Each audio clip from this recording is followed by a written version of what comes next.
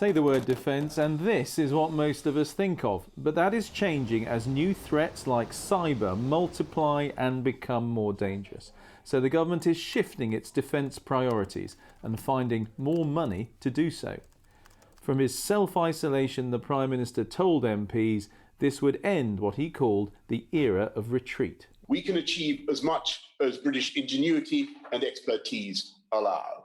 We will need to act speedily to remove or reduce less relevant capabilities, and this will allow our new investment to be focused on the technologies that will revolutionise warfare. The Ministry of Defence will get an extra £16.5 billion over the next 4 years.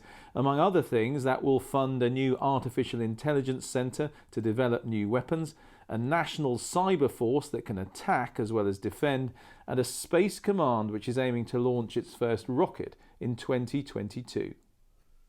There's been a broad welcome for the pivot to new weaponry such as cyber, drones and robots, but some experienced military figures do have concerns about where this might leave conventional forces. We've chronically underfunded our land manoeuvre capability, our tanks, our armoured infantry vehicles, our self-propelled artillery, our air defence, all hugely underfunded. So this extra money, if wisely applied, will enable us to fund new capabilities, but also properly round out and fully fund existing capabilities.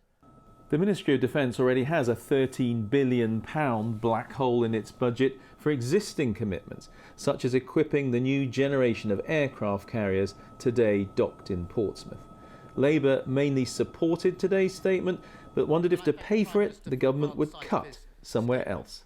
At the election last year, there was a very clear Conservative Party manifesto to, and I quote, spend 0.7% of GNI on international development.